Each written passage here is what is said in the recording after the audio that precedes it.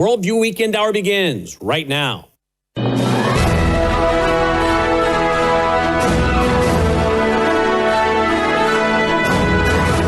WVWTV presents the Worldview Weekend Hour with Brannon Howse. Whether the topic is law, science, government, economics, history, family, social issues, education, or theology, Brannon brings the issues of today into clear focus through the lens of a biblical worldview. And now, here is your host, Brannon Howse. And good evening, and welcome to the broadcast, our Sunday night Bible study and church service as we study together through the book of Daniel. Tonight is lesson 8. And I've entitled it, The Time of the Gentiles. The Time of the Gentiles. We're going to move very fast tonight because we have a lot to try to get into as we finish up with what will be chapter 2. We're going to pick it up tonight at verse 42 of Daniel chapter 2. Verse 42 of Daniel chapter 2. I'm going to share with you tonight also some very interesting information about why I entitled this lesson tonight, The Time of the Gentiles. As we are on the air tonight, March 22nd, 2026, Iran has really struck Israel very hard. Many people are dead, and President Trump is threatening a time clock onto Iran for what they have done and closing down the Strait of Hormuz. Tonight, I'm going to share with you some overwhelming documentation and maps that will show you, I believe, that the time of the Gentiles, the rise of the Gentile nations, a revived Roman Empire, a revived Babylon, is all in play. And this Israel-U.S. Iran war plays, I think, and possibly right into the stage setting for a revived Roman Empire and the rebuilt Babylon. The stage is being set for so much Bible prophecy to be fulfilled. But if you'll hang with me tonight, let's finish up, starting at verse 42. We'll finish up going verse by verse through the rest of this chapter of Daniel 2. Then I'm going to bring out some maps that I have specifically had created that are unique to us, that I've had created for this broadcast tonight. And then I'm going to bring you a lot of screenshots to prove to you that the fall port in Iraq that we've been talking about for a few years now is up and running, a major commercial site. Then we have something known as IMEC. That's an acronym, IMEC, IMEC. I'll tell you what that has to do with, but it's many nations, including America, Israel, Jordan, United Arab Emirates, Saudi Arabia. They have signed a memorandum of understanding, and they are working to make that a major trade route, as well as data centers, powerful nodes for communication, fiber, fuel pipelines. It is a major commercial and trade enterprise and project that has been proposed. And it ties right in with the rebuilding of Gaza being overseen by the International Peace Board established by President Trump and his son-in-law, Jared Kushner, and which really involves making a digital Gaza, which includes the proposed Ben Gurion port, cutting a port right through Gaza out to the Mediterranean. Then we have the Belt and Road Initiative from China. How is it that all of this plays perhaps into a revived Roman Empire, a rebuilt Babylon, and trade and commerce that is talked about that make the merchants of the world so very rich as described in Revelation chapter 18. Now remember, Daniel is the foundation for the book of Revelation. Now we went through the book of Revelation, took us about a year and a half to get through that. We finished that up a few months ago. Now we're on to the book of Daniel. I deliberately taught Revelation first rather than Daniel because I figured I could catch a lot more people's attention by teaching the book of Revelation first. And we did. And now, of course, we're going back to the foundation for Revelation, the book of Daniel. Or as always, we're going to be jumping back and forth between those two books. We'll go tonight to Revelation 18. I think I'm going to help you with a Bible in one hand and the newspapers in the other understand the stage setting that I believe is occurring. Remember now in our study through the book of Daniel, particularly here in Daniel chapter 2, King Nebuchadnezzar had a dream. He wanted his sorcerers and his counselors to tell him not only the meaning of the dream, but what he dreamed. He didn't want them pulling a fast one on him. And he said, you know what? I need you to tell me what I dreamed and the meaning. They couldn't do it. And the king sent forth a decree that if they couldn't do that, he was going to have them killed and turn their houses into dunghills. Well, Daniel, having finished his 3 years of education, along with his Hebrew friends, known in their names in Babylon as Shadrach, Meshach, and Abednego, would have been on that list of being eliminated. Daniel finds out. He runs to the chief captain for Nebuchadnezzar, asks to see the king. He goes in and asks the king for a little time that he might implore of God the dream and the meaning. He is given time. He and Shadrach, Meshach, and Abednego approach God through prayer, asking for the meaning of the dream and the dream. It is revealed to Daniel in a vision or a dream of his own. And then he rushes to the king to tell the king that God, the God of heaven has made known the dream to Daniel and the meaning. And of course, what we saw in that dream, here's a graphic that we had specifically made for our broadcast, was this statue the king saw in his dream, which started with a head of gold, Babylon, and then silver. This would be the Medo-Persian Empire, and then bronze. This would be the Empire of Greece, and then Rome, the two legs representing the two divisions of Rome. And then off of the legs come your feet of iron and clay mixed together. But as we have been talking about, the God of heaven is going to crush this collection of Gentile nations that have risen and that are still today there, culturally, historically, geography-wise. They're still represented through the nations of the earth today, the revived Roman Empire. And yet out of that legs of iron will come a new revived Roman Empire, mixing together iron and clay that does not hold together. We'll explain why. And then God's kingdom will come. It will crush Satan's kingdom that he's building through this revived Roman Empire and rebuild Babylon. And of God's kingdom, there'll be no end. So we're caught up. Let's go to verse 42, verse 42 of Daniel chapter 2, verse 42. Here's what we read. Whereas you saw the feet and toes, he's speaking to the king, whereas you saw the feet and toes. Wait a minute, I got to do a quick review so everybody's on the same page. Remember, Daniel 7, verse 24 speaks of 10 horns or 10 kings. This is represented by these 10 toes. Remember, we saw that in Revelation 12, verse 13. And another sign appeared in heaven. Behold, a great fiery red dragon having 7 heads and 10 horns. Oh, drop my pen. Having 7 heads and 10 horns, right? And we saw this in Revelation 17, 9 through 11. The 7 heads are 7 mountains of which the woman sits, on which she sits. They are also 7 kings. So what are the 7 mountains? They represent 7 kingdoms. And John the Revelator tells us in Revelation 17, 5 have fallen the time John was writing. 1 is what kingdom was around when John was writing? Rome. And the other is yet to come. What would that be? The revived Roman Empire. And we know that, don't we? The 5 that have fallen, Egypt, Assyria, Babylon, Persia, Greece, right? And then Rome at the time John was writing, a revived Roman Empire. Now remember, what has come and gone is different from when Daniel was writing. Daniel was writing during the time of that 3rd kingdom, Babylon, right? He said, O king, you are the head of gold, Babylon.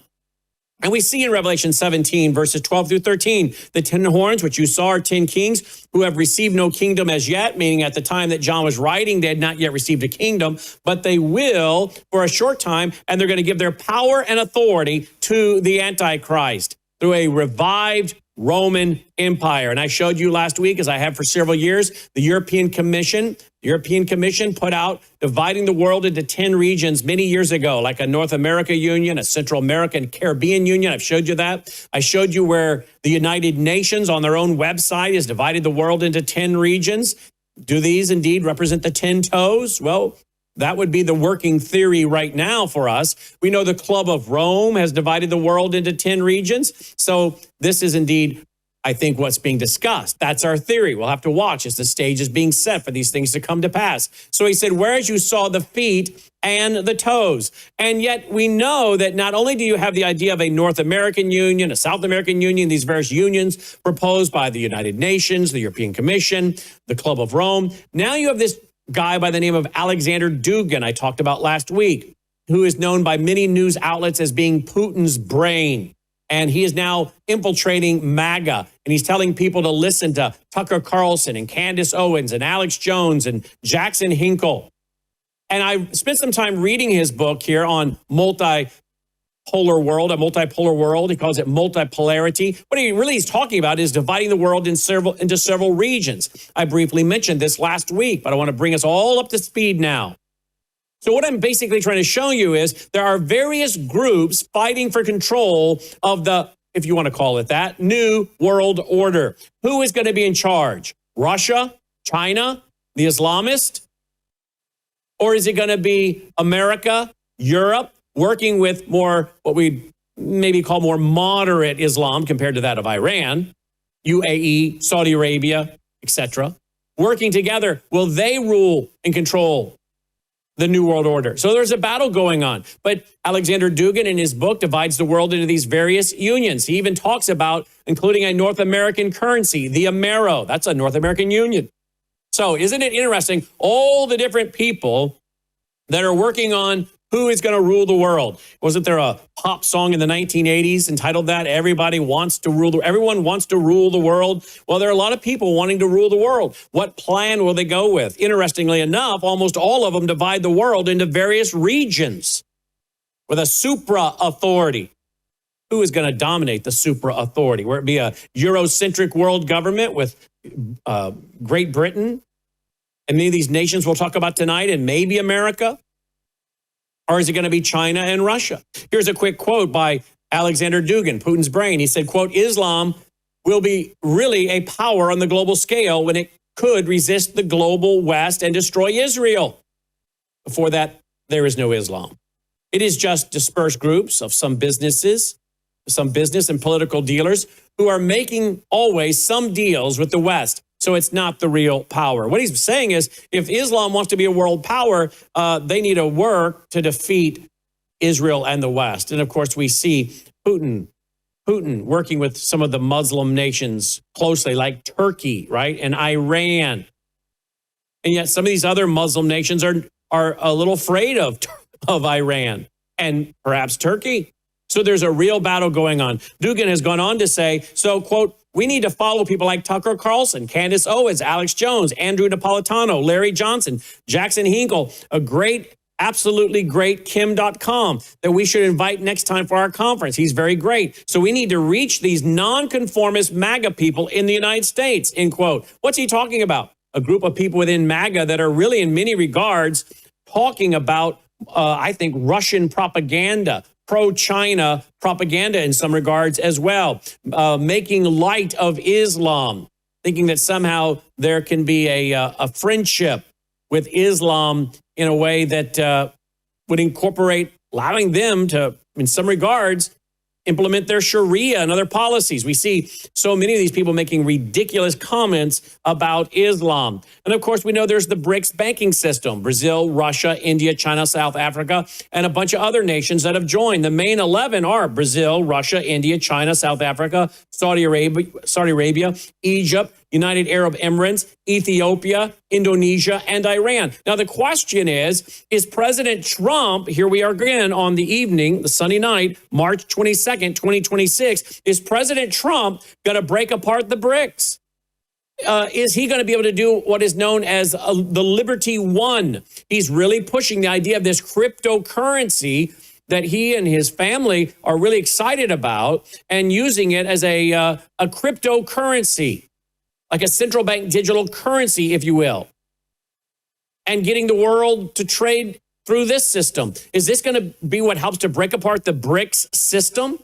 We'll see. There's a battle going on. Not only is there a battle going on perhaps for land, for trade routes, But there's obviously a battle going on in the area of misinformation and propaganda. There's a worldview war, but there's also an economic war going on, right? And yet we know, in addition to Brazil having these 11 countries, that make up really the foundation, there are other countries that have been added as well. They've added in Belarus, Bolivia, Cuba, Kazakhstan, Malaysia, Nigeria, Thailand, Uganda, Uzbekistan, and Brazil announces the formal admission of Vietnam. So there's a great battle going on at many levels tonight. But eventually these battles will be worked out, and groups that we maybe never thought could work together will come together. But as we're going to see in the text, they won't hold together well. They are a mixture of politics and religion and economics and background and cultures and traditions. And they're not going to hold well. It'll be a feet and toes, partly of clay and partly of iron, that does not mix together well at all. In fact, that's exactly what we read next in our text here in Daniel 2 tonight. Partly of potter's clay and partly of iron. The kingdom shall be divided. Yet the strength of the iron shall be in, just as you saw the iron, the strength of the iron shall be in it, just as you saw the iron mixed with ceramic clay. And as the toes of the feet were partly of iron and partly of clay, so the kingdom shall be partly strong and partly fragile. As I said earlier, it's going to be hard to hold it together because of all the various things that they do not have in common. In fact, this is what John Wolford writes on his Daniel commentary. Quote, in the fourth kingdom, iron and clay represent the material of the kingdoms arising out of the divisions of the kingdoms, i.e. the national elements out of which they are constituted, and which will and must mingle together in them. The important point is that the final form of the Roman Empire will include diverse elements. Whether this refers to race, political orientation, or regional interest, and this will prevent the final form of the kingdom from having a real unity, end quote. And notice it says next, as you saw iron mixed with ceramic clay, they will mingle with the seed of men, but they will not adhere to one another, just as iron does not mix with clay. Seed of men.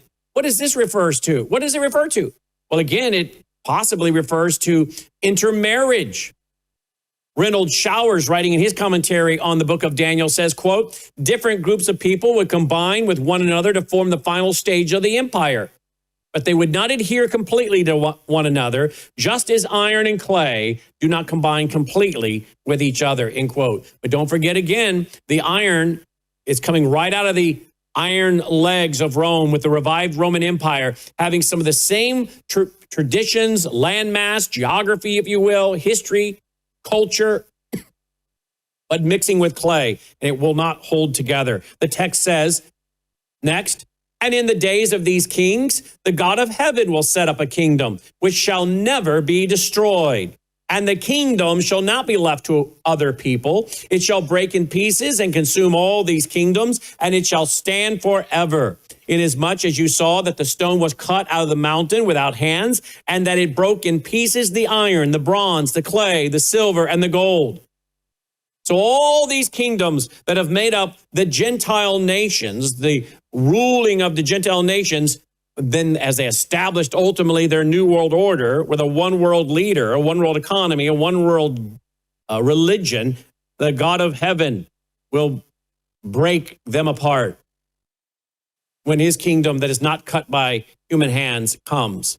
And yet many people today falsely believe, as we've taught so many times, they believe, many of them, that they are to build the kingdom of God now. Whether you call it dominion theology, Reconstructionism, kingdom now, New Apostolic Reformation, taking the 7 mountain mandates, 7 areas of key influence, and you can Christianize the world, and then you start outlawing certain things, outlawing a religious practice of other groups. As Doug Wilson, who is the pastor, if you will, of Pete Hegseth, Secretary of War, is on video saying, yes, when we establish what we're talking about, we will outlaw the idea of Mariology, the worship of Mary and these things. Well, I'm not into Catholic theology and doctrine, and I'm not into Mariology or the Eucharist or the Rosary. But we're supposed to be in America, a nation that allows the freedom of religion, the freedom and the practice of religion. But if you are establishing some kind of Christian theocracy on their worldview, then you will start outlawing the free exercise of religion. And this is what these people believe and teach. But this idea, kingdom now theology, whether you call it kingdom now or dominion theology or reconstructionism, it's wrong. And it's wrong for several reasons. Quick little bullet points. We've covered this so extensively in past broadcasts. We know the kingdom's not working now. Right now, Jesus Christ is sitting at the right hand of the Father as the high priest, making intercessory prayer for us. He's not the king. He doesn't have a kingdom yet. He's a king in waiting. He's acting right now as the high priest. But kingdom now theology is wrong. Have we seen the 10 kings that we've talked about tonight arrive? Dividing the world into 10 regions or dividing their authority globally among these 10? No. Has the Antichrist appeared and been revealed? No. Do we see a revived Roman Empire? Do we see a rebuilt Babylon? Has Babylon become the great? Babylon the Great as it's described in Revelation 17 and 18? No. The God of heaven will set up his kingdom. Has he done that yet? No. Is he ruling and reigning now? The Lord in Jerusalem, in the temple? No. And God's kingdom will not be built by human hands. Just reasons we know that these people are all wrong. We're in the time of the Gentiles. We're in the time of the church age. And what is our goal? The Great Conquest? No. Our goal is the Great Commission. The Great Commission. Biblical evangelism and then discipleship. Let's continue along. And in these days, let me go down to the blue, sorry. The great God of heaven has made known to the king what will come to pass after this. The dream is certain, and its interpretation is sure. Now, Daniel made it very clear. How do I know these things? The great God, not one of many, the great God has made known to the king what will come to pass after this. The dream is certain, and its interpretation is sure. Renald Showers writes, quote, the ultimate purpose of Nebuchadnezzar's dream was to assert the sovereign rule of God in the affairs of men and his superiority over pagan gods, end quote. There is but one God. He is sovereign. He's all powerful. And regardless of how many people worship false gods or involved in pagan spirituality, there is but one God. And so God's purpose was to glorify himself, to show himself to be the one true God. In many regards, Nebuchadnezzar was receiving a blessing because the God of heaven was revealing himself to Nebuchadnezzar through this dream and through the meaning of the dream and the actual dream itself given to Daniel, God's prophet. And then the text says, as we hurry along, then King Nebuchadnezzar fell on his face, prostrate before Daniel, and commanded that they should present an offering and incense to him. Now, some would say, is he worshiping Daniel? No, I don't believe he was. I believe he clearly understood that Daniel was simply the messenger of God. Because the next thing he says is, the king answered Daniel and said, truly your God is the God of gods. Now, isn't that interesting? Truly your God is the God of gods. Nebuchadnezzar hasn't seemed to have had a conversion yet. He seems to think, oh, there are many gods, but your God is the God of the gods. Uh-oh. Remember now, he had many gods. He believed in many gods, and he had statues and idols of many gods. Now, he had a few of his favorites there in Babylon, but he believed in many gods. And I think this line here shows us that he's not bowing down, prostrate to Daniel, but to Daniel, the messenger of God. But he still doesn't seem to get it, does he, folks? Because he says, truly, your God is the God of gods, the Lord of kings, and a revealer of secrets, since you could reveal this secret. Daniel still has some work to do, apparently. God has some plans for Nebuchadnezzar, as we'll see as the book unfolds. But then the text says, then the king promoted Daniel and gave him many great gifts and made him ruler over the whole province of Babylon and chief administrator over all the wise men of Babylon. Isn't that what the king had promised? Hadn't the king promised, if you can tell me what I dreamed, the meaning of my dream, I'll give you great gifts. But if you can't tell me what I dreamed and the meaning, I'm going to have you killed and your homes turned into dunghills. Well, the king kept his word, and he promoted Daniel there and put him over as chief administrator of the whole province of Babylon, the chief administrator over all the wise men of Babylon. Now, Daniel didn't forget about his 3 Hebrew friends that had been praying with him and petitioning the Lord God to reveal the dream and the meaning to them as it was revealed to Daniel. He didn't forget about them. In fact, the text tells us, and Daniel petitioned the king, and he set Shadrach, Meshach, and Abednego over the affairs of the province of Babylon. But Daniel sat in the gate of the king. What I think we can draw from that is Shadrach, Meshach, and Abednego came along to help with some of the administration duties, giving Daniel more time to sit in the gate or within the court of the king, to spend more time directly working with the king. So they were kind of co-administrators with him. Again, we're going to go back to the great commentary by Renald Showers. He writes this, quote, the king kept his promise of reward to the one who would meet his demand. He made Daniel governor of the province called Babylon. Out of all the provinces of the kingdom, this would have been the most important one, for it would have contained the capital city of Babylon. He also made Daniel head over all the wise men, end quote. Now, what's very important for us to understand is that this is the time that is being prophesied, known as the time of the Gentiles. Here's a graphic that we had developed specifically for this lesson tonight. And I want to move into a little bit of briefing, if you will, on what's going on globally in the area of economics and trade and perhaps regional governments coming. Kind of the chessboard is changing in a way that we haven't seen in so many years that I think will help to fulfill what's coming. That is a revived Roman Empire and a rebuilt Babylon. But this dream by Nebuchadnezzar and its meaning was showing the time of the Gentiles. I want to title this section, The Time of the Gentiles and the Emerging Trade Architecture of the Last Days. The Time of the Gentiles and the Emerging Trade Architect of the Last Days. Jesus himself spoke about the time of the Gentiles, did he not? And Luke chapter 21, verse 24. And they will fall by the edge of the sword and be led away captive into all nations.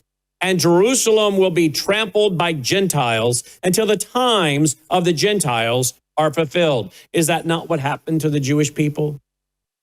In judgment, in their sin, and they were warned over and over, repent, follow me, keep the Mosaic law. And if you do, I'll bless you. And if you don't, I'll punish you. And it's going to get worse every time, the punishment. And eventually, you're going to be scattered all over the world. But then eventually, my anger will subside, and I will gather you again into your land. And after there is the political revival represented in Ezekiel chapter 37, the dry bones prophecy, a coming together of the bones, political revival. Then the next stage is the breath of life comes into the nation state, and that's the spiritual revival. And that's what we're waiting on right now, the spiritual revival. But that's really not going to get underway until the time of Jacob's trouble. That will be during the 7-year tribulation. Didn't the Apostle Paul speak about this as well himself in Romans chapter 11? Indeed, Romans chapter 11, verse 25, the Apostle Paul writes, For I do not desire, brethren, that you should be ignorant of this mystery. What mystery? The mystery is the partial blindness, the partial hardening of the heart of the Jews. We'll get to that. For I do not desire, brethren, that you should be ignorant of this mystery, lest you should be wise in your own opinion. That blindness in part has happened to Israel when? Until the fullness of the Gentiles has come in. Dr. Andy Woods, in his series on the book of Daniel, speaks about this important understanding of the time of the Gentiles, which fits with the revived Roman Empire and a rebuilt Babylon. That's why I'm laboring here to lay down this foundation before we go into some very interesting maps and news stories that I believe shows us, my friends, we are getting so close to a revived Roman Empire and a rebuilt Babylon, which means the time of the return of the Lord for the church, the calling up of the church to the Lord must be very soon. Because we know that ultimately after this time of the Gentiles, the revived Roman Empire, and the rebuilt Babylon, these Gentile nations that will still be on earth during the tribulation, working their time out. But again, there will be a time of which the focus turns more and more to the Jewish people. Listen to what Dr. Woods says. It's a time period when the nation no longer has a Davidic king reigning on the throne in Jerusalem. It's a time period when the nation of Israel is being bullied by various Gentile powers. It's a time period which began with Nebuchadnezzar all the way back to 605 BC, when Nebuchadnezzar came and took the 4 Hebrew youths into captivity and subsequently destroyed the temple around 586 BC. And it's a time period that continues on right on through the second advent of Christ, end quote.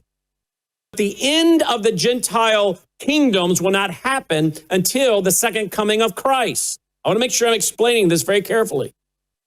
And that is when the stone comes from heaven, not cut out by human hands, will crush these Gentile nations that are represented historically in the revived Roman Empire and the rebuilt Babylon. And then those Jews who are saved spiritually, saved physically through the tribulation will be alive to receive the millennial kingdom, and then we will have the Davidic reign of Christ. So understand what is playing out here. It is a massive drama, a massive spiritual battle. Dr. Thomas Constable explains this whole issue of the mystery of which Paul was writing about in Romans 11, verse 25, when he writes, quote, "The revelation of the mystery in this case was that Israel, ethnic Jews, would experience a partial hardening from God until the full number of elect Gentiles would be saved. God's plan to put the nation of Israel aside temporarily should not make Gentile believers think too highly of themselves. God designed this plan to display his own glory," end quote. Then he goes on to write, quote, "Biblical Israel was a sovereign nation among the nations in the world that lost its sovereignty when Nebuchadnezzar destroyed Jerusalem in 586 BC. Whereas some Jews today have organized the state of Israel, God has promised that he will yet cause the great majority of Jewish people to believe on his son and return to the promised land as believers in him. This will happen when Jesus Christ returns to the earth," end quote. That will be during that 1,000-year millennial reign. Now, I want to provide for you a little chart. I made a little chart in my study this week to try to help us understand more about where it is we're going with understanding this rise of these Gentile kingdoms. And we're headed now toward the revived Roman Empire and a rebuilt Babylon that are going to work together in tandem. They're going to work together in tandem. I guess the way I would describe it is this. Revived Rome and a rebuilt Babylon are really two dimensions of one final system. Can I say that again? A revived Rome and a rebuilt Babylon are going to be two dimensions of one final system. Look at this little chart. Daniel 2, that's the biblical text we've been looking at. And what's the main point? The broad sequence of Gentile world power ends only when God's kingdom shatters the image. That's when the time of the Gentiles ends. But it doesn't mean that God doesn't start focusing, obviously, his attention away from the church program when the church is removed to the Jews at the time of the rapture. But the time of the Gentiles doesn't end until the end of the tribulation and the establishment of the millennial kingdom. And we have Christ ruling and reigning there on David's throne in Jerusalem. Daniel 7, the same empire sequence is shown in beast form and climaxes in the rule of the Son of Man. Daniel in Daniel 7 is going to get the same message as King Nebuchadnezzar did in his dream, but instead of being a statue, Daniel in Daniel 7 will have it through various beasts. We'll get to that soon. We've already made reference to Luke chapter 21. Jesus himself speaking about Jerusalem being trampled under, the Jews scattered. Time of the Gentiles, the fullness, until the fullness of the Gentiles. Romans 11:25, we made reference to that with Paul just then, right? Revelation 13 and 17, that's a final beast system, and it's an exercise of political power in the last days. And of course, Revelation 18, not just Revelation 13 and 17 is referring to that revived Roman Empire. Revelation 18 is going to refer to the rebuilt Babylon. And again, these are two dimensions of one final system, a revived Rome and a rebuilt Babylon. Two dimensions, I believe, of one final system. Now, I'm going to show you some very interesting maps and news stories. But first, I need to ask you a question. Are we about to see massive wealth being generated out of the Middle East? Are we going to see a rebuilt Babylon there in Iraq, Babel being about 58 miles south of Baghdad? Are we about to see great wealth generated out of that region of the world? And the answer is yes. And you say, well, Brandon, how do you know that? Well, I know that because that's what my Bible tells me. Go with me, if you would, over to Revelation chapter 18. Revelation chapter 18. Let's start with verse 9. Revelation chapter 18, verse 9. The kings of the earth who committed fornication and lived luxuriously with her will weep. Wait a minute. The kings of the earth. Kings, prime ministers, presidents, whatever you want to call them. This could also not only be the 10 kings that are dividing up the world into various regions and overseeing them. It could also be other leaders, but among them obviously would be those 10 leaders that we keep talking about, but it could be more in addition to those 10. The kings of the earth who committed fornication, spiritual fornication, and lived luxuriously with her, Babylon, will weep and lament for her when they see the smoke of her burning, standing at a distance for fear of her torment, saying, alas, alas, that great city Babylon, that mighty city. For in 1 hour your judgment has come. And listen now, the merchants of the earth, the merchants of the earth, are you telling me the merchants of the world have been engaged in commerce and trade and finance in Babylon? That's what it's saying. And the merchants of the earth will weep and mourn over her, for no one buys their merchandise anymore. Merchandise, now listen how fine this is. Merchandise of gold and silver and precious stones and pearls, fine linen and purple, silk and scarlet, every kind of citron wood, every kind of object of ivory, every kind of object of most precious wood, bronze, iron, marble, and cinnamon and incense, fragrant oil and frankincense, wine and oil, fine flour and wheat, cattle and sheep, horses, chariots, and bodies and souls of men, end quote. That's Revelation chapter 18, verses 9 through 13. The merchants of the world. Now it's going to get more descriptive as we go on, but notice that last line. They were trading in bodies and souls of men. What do you think's going on there? I believe what's going on there, I hate to tell you this, is they're slaves. Remember now, no one can buy or sell unless you have the mark. People who are not worshiping the beast system are being treated horribly. Some of those people may be slaves. Maybe others, even people who have taken the mark, have been conquered in some of this warring and have been taken slaves. But it also could be sex slavery. As we see, sadly, sex slavery in the world is growing rapidly. And we know that Babylon, as described in Revelation, is a dwelling place for demons. We know that much of the occult and occultism has included sexual perversions of the highest order as a sacrament,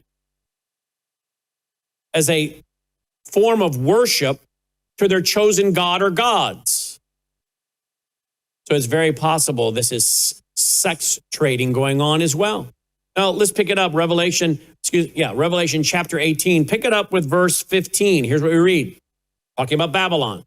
Verses 15 through 19. The merchants of these things who became rich by her will stand at a distance for fear of her torment, weeping and wailing and saying, alas, alas, the great city that was clothed in fine linen, purple and scarlet, and adorned with gold and precious stones and pearls. A lot of wealth there, folks. For in 1 hour, such great riches came to nothing. Every shipmaster, what? Ships? Every shipmaster. Now, we're talking about trade routes here, folks. Every shipmaster, all who travel by ship, sailors, and as many as trade on the sea.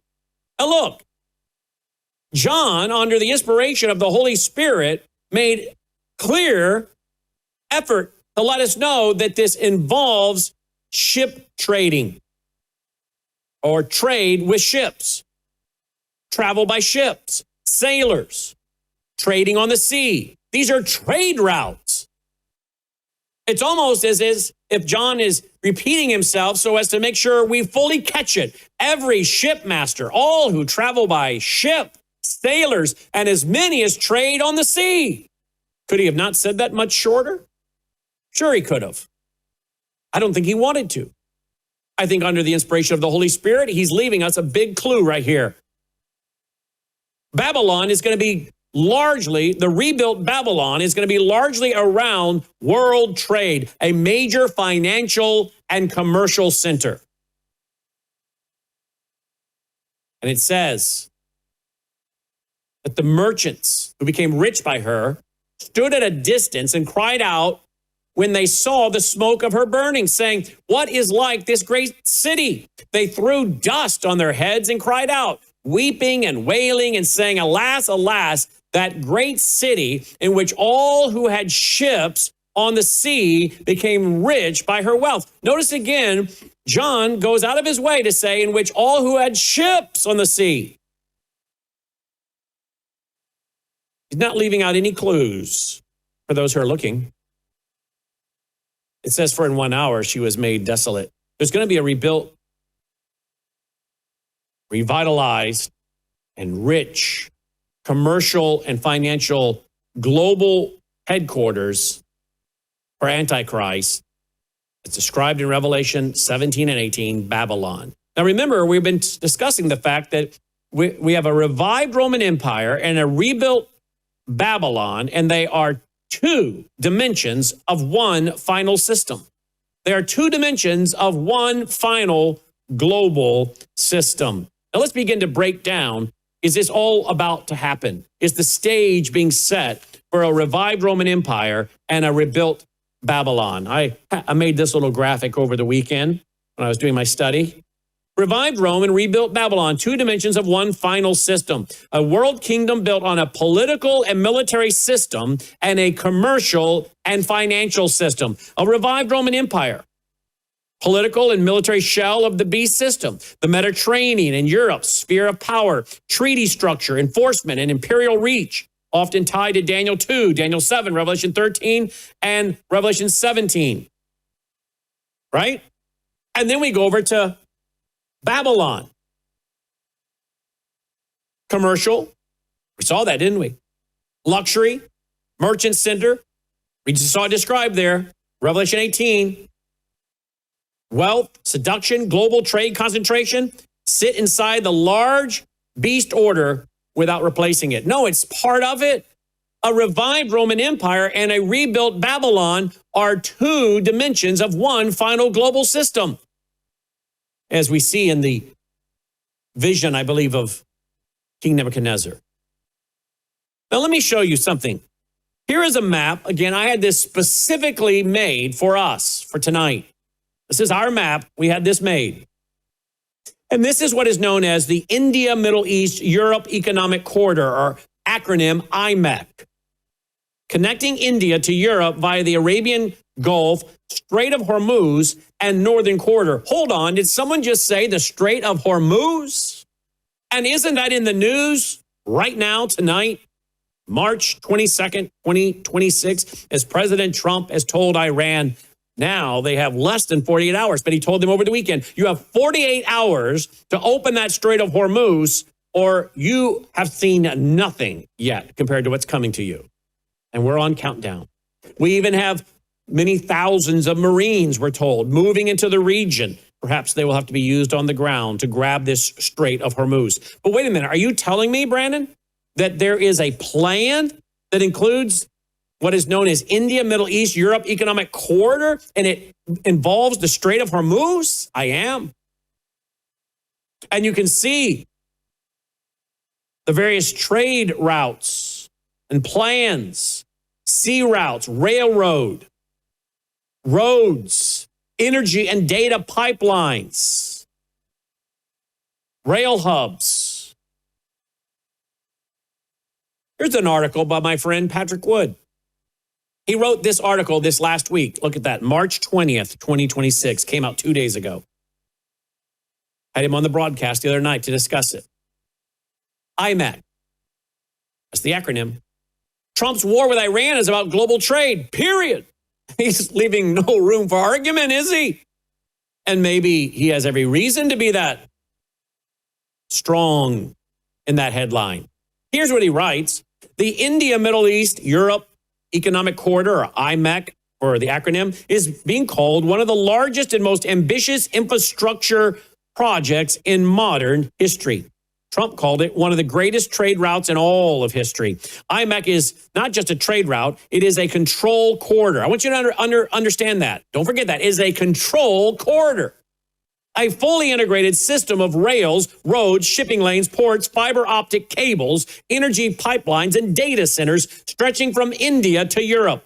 Whoever controls the architect of that system controls the flow of goods, energy, data, and money across 3 continents. You say, why money? Because you not only have the trade of goods and services, goods, manufacturing, energy, but then the flowing of energy through these pipelines, but then data, and how much today is based on data, and how is our money going to eventually be? All exclusively digital. Patrick Wood writes, this is precisely why technocrats want it, and precisely why you should understand what it is and who is building it. IMEC is the commercial payoff of a decade of deliberate geopolitical engineering. Engineering that runs directly through Jared Kushner, the Abraham Accords, the war with Iran, and the technocratic reconstruction of Gaza. Connect the dots, and the picture is unmistakable, end quote. Well, we're going to connect the dots. He goes on to say, on September 9th, 2023, you notice the date, folks? Okay? Be 3 years this fall. On September 9th, 2023, the governments of India, the United States, Saudi Arabia, and the United Arab Emirates, France, Germany, Italy, and the European Union signed what is known as a Memorandum of Understanding. That'll be referenced as MOU, or an acronym later, so don't be confused by that. Memorandum of Understanding at the G20 summit in New Delhi. They called it the India, Middle East, Europe Economic Corridor. The official purpose? To bolster economic development, enhance connectivity, and offer an alternative to both the Suez Canal and China's Belt and Road Initiative. Wait a minute. Is there a struggle going on for who is going to control vast amounts of resources and trade routes and areas from which energy will flow and data will flow? Yes, there's a battle for who's going to run the New World Order. The sides are lined up. This isn't very much in competition with China's and their Belt and Road Initiative. The corridor runs in 2 legs. The East Corridor links Indian ports, Mumbai. And then you have the United Arab Emirates and Saudi Arabia and Jordan and Israel and Greece or Italy onward to Europe. Then we have the electricity cables and hydrogen pipelines, high-speed fiber optic cables and cross-border data infrastructure, data centers and key nodes. Patrick Wood says, think of it as a nervous system laid alongside the circulatory system. Can I say that again? Think of it as a nervous system laid alongside the circulatory system. If you are going to have a world government coming out of the Babylonian area of Babylon, 50 miles south of Baghdad, if this is going to be the world headquarters for Antichrist and massive financial and commercial enterprises globally being centered there, you would need all kinds of new trade routes, railroads, pipelines, fiber, gas lines, and certainly high-powered fiber for data, the flowing of data from which to run the world government out of Babylon. Hello, are you paying attention? Does this make you excited tonight to understand where we may be with the stage being set for the fulfillment of Bible prophecy? What a supernatural word we have by a supernatural God who told us that this area of the world would become the center of the world. And you know what's interesting is that I've not backed down from that.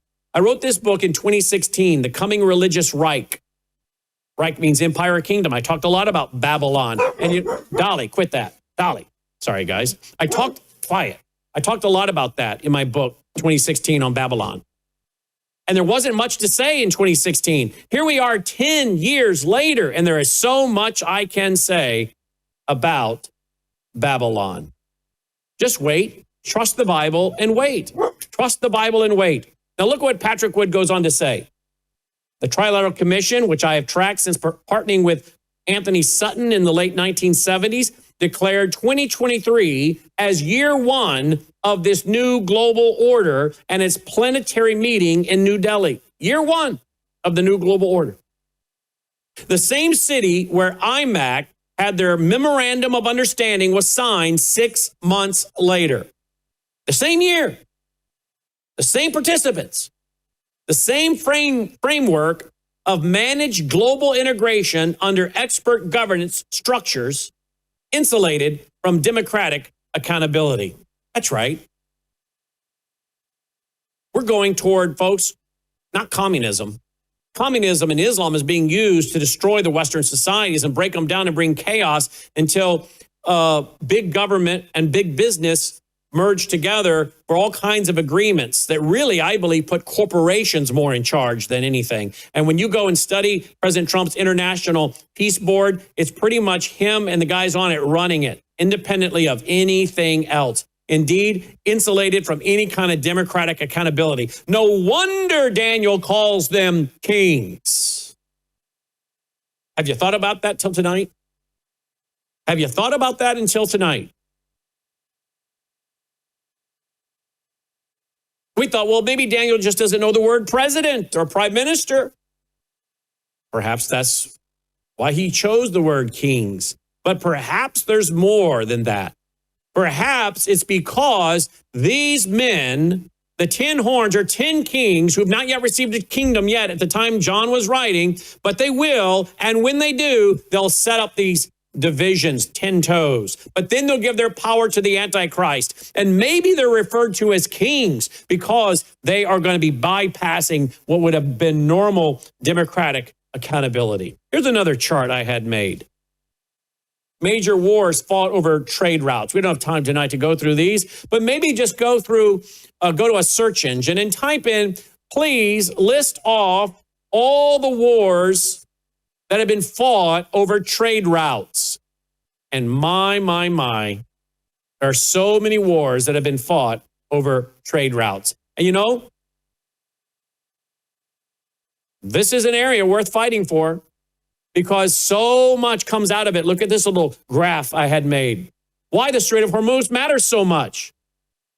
If a future order controls or stabilizes Hormuz, it gains leverage over energy, shipping, timing, and price. They can ship things faster, cheaper, more profit. They can set up their pipelines, natural gas lines, oil lines, data lines. fiber lines. 25% of global seaborne oil trade comes through there. 20% of global oil and petroleum product consumption. 20% of global liquid natural gas trade came through there in 2024. What are the prophetic implications? Hormuz is a leverage point. The Strait of Hormuz is a leverage point. Whoever secures it can influence energy flows, shipping insurance, commodity prices, and regional dependence. You think people might fight a war over this? And then this brings us to something I've been talking about now for a few years, and that is the Fall port, the Al-Fall port. This is being built all through Iraq. All through Iraq. What is in Iraq, folks? Babylon. Babel, 58 miles south of Baghdad. You see Babel there in the center with the big yellow pin? And what is being built? Al-Fall Grand Port. Highways, railroads, pipelines. You notice that this whole area is coming to life for world trade and money, commerce, finance, and energy.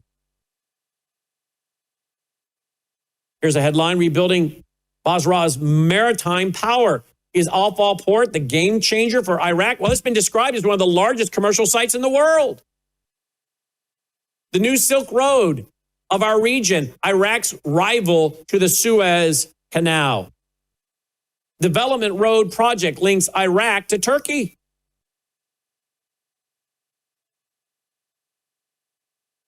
There's more we could say about this. Time won't allow. But it is a gateway for Iraq. It's a Gulf gateway for Iraq, a northbound dry canal corridor, and a real-world logistics path that could serve a future Babylon region commercial system, folks. And it's pretty well complete. Pretty well complete. They just finished an underground tunnel. Isn't this interesting?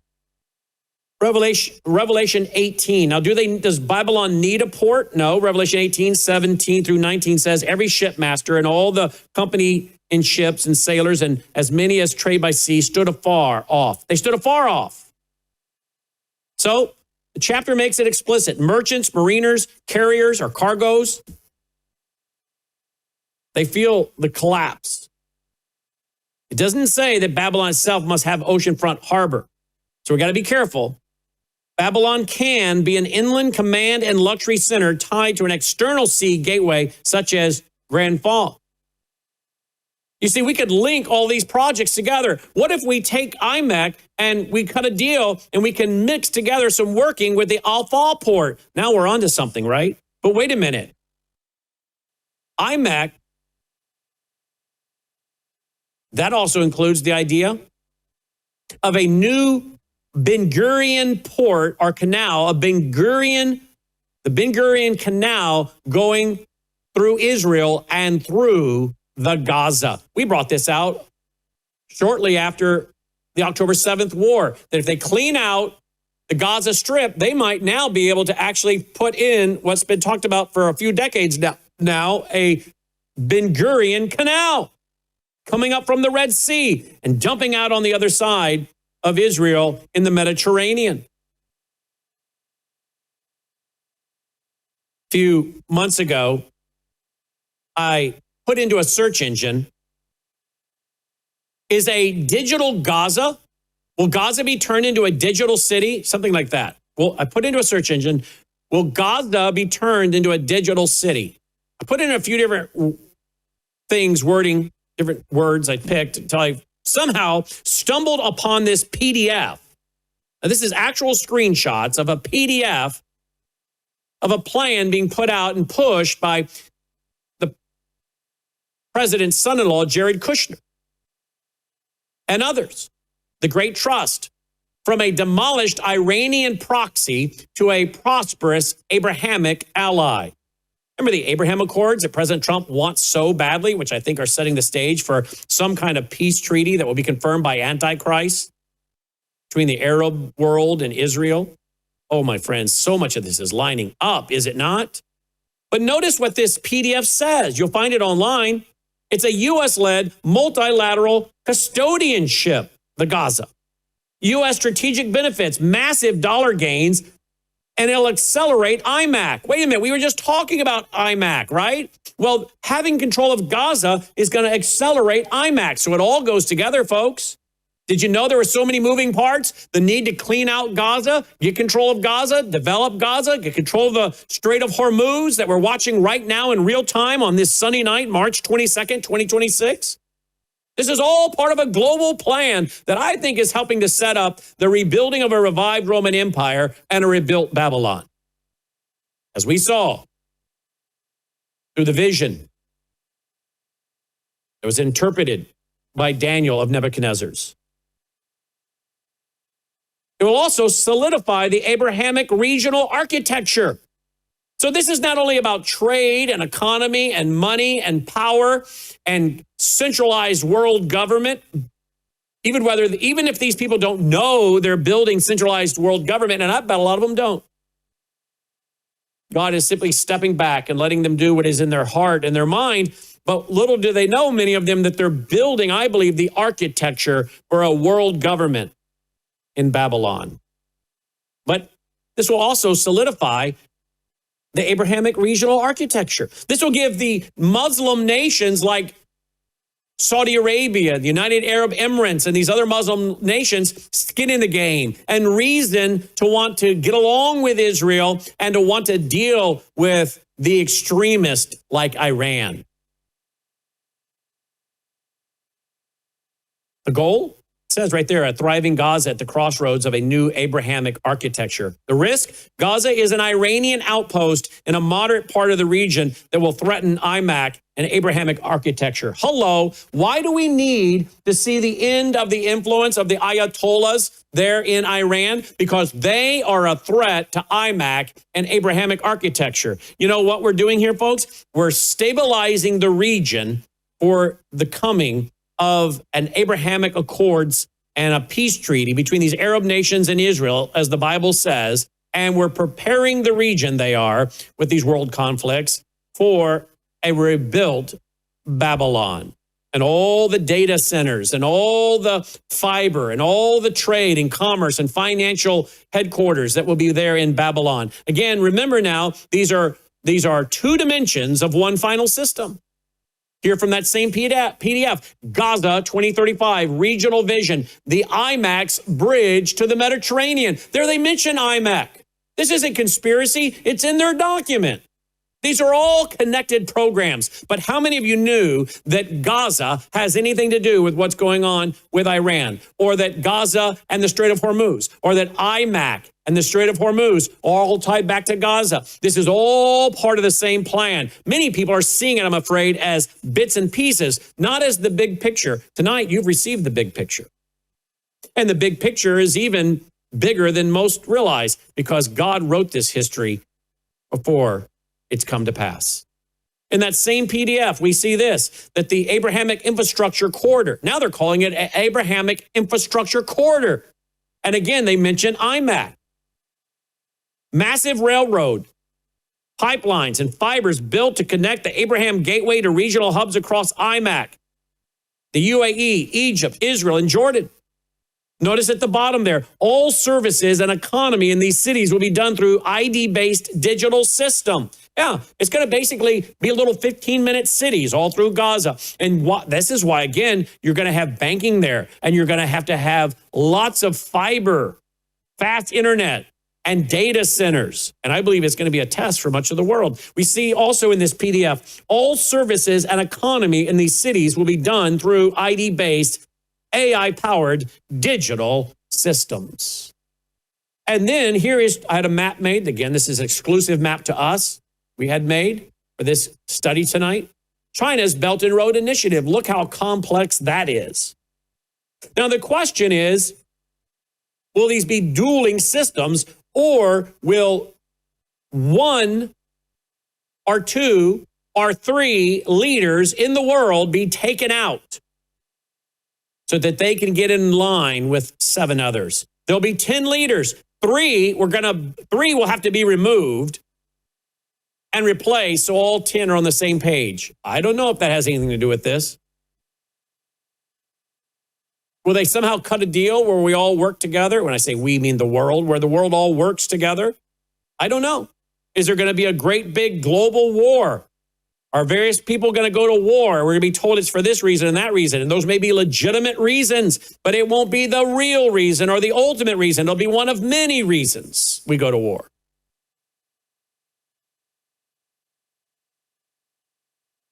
Look at this, the quarter picture that makes the model imaginable. India, Arabian Gulf, Hormuz, Grand Fall, ports there in Iraq, the Gaza Mediterranean, Europe. Really quite powerful, isn't it?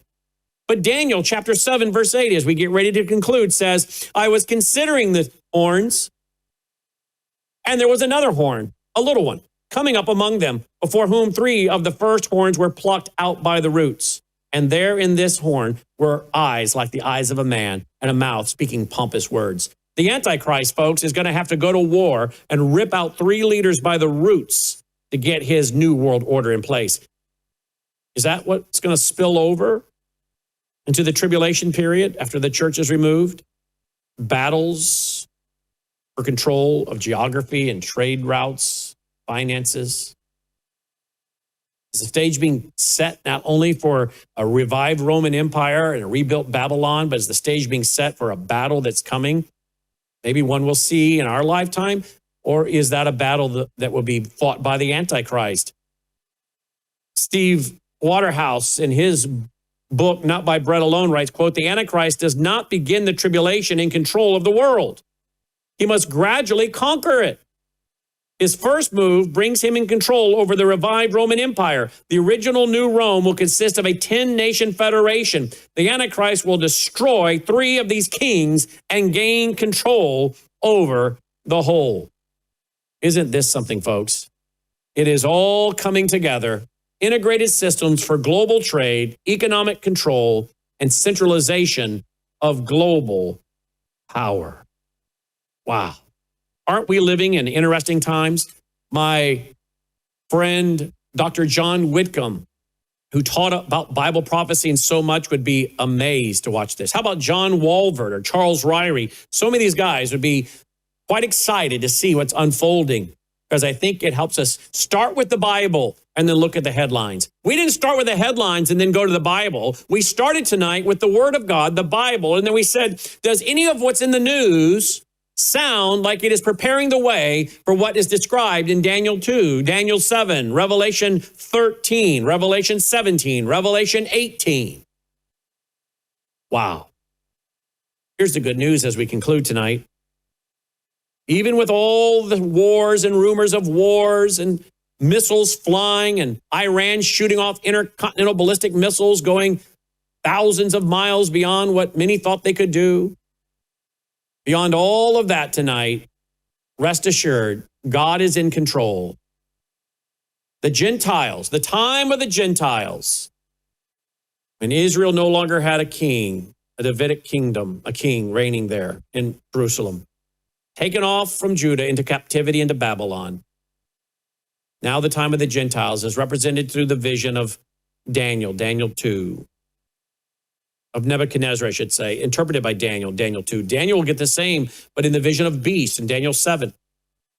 The time of the Gentiles and the rise of their kingdoms and empires, including a revived Roman Empire and a rebuilt Babylon and 10 world leaders.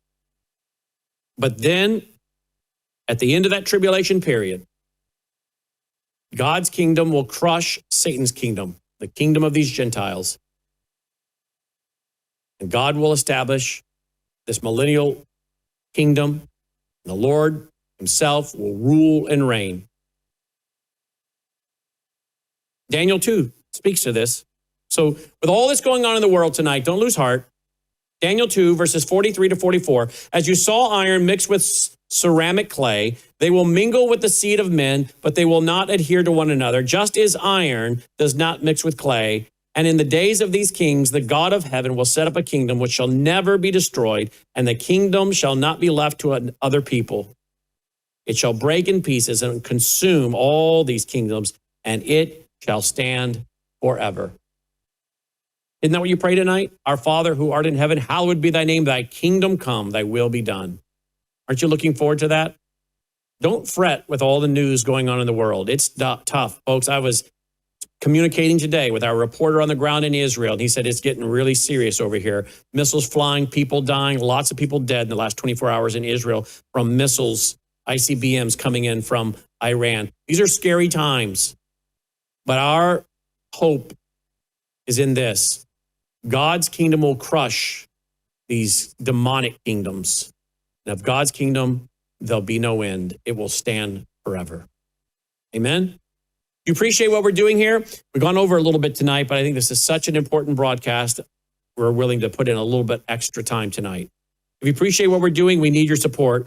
Worldviewfoundation.com. Worldviewfoundation.com. Please make a contribution so we keep pushing out programming just like this each and every Sunday night, plus all the other days of the week, 24/7 at Worldview Tube. Thank you for your support. Worldviewfoundation.com. We'll put this back up online tomorrow morning, Monday morning, for you to watch again or share with family and friends. Till next time, I'm Brandon House. Take care. Faith, spiritual values, moral issues, government, economy, education, work, responsibility. What we think about these depends on our worldview. Now, VCY America presents Worldview Radio with Brandon House. Welcome. Glad you are with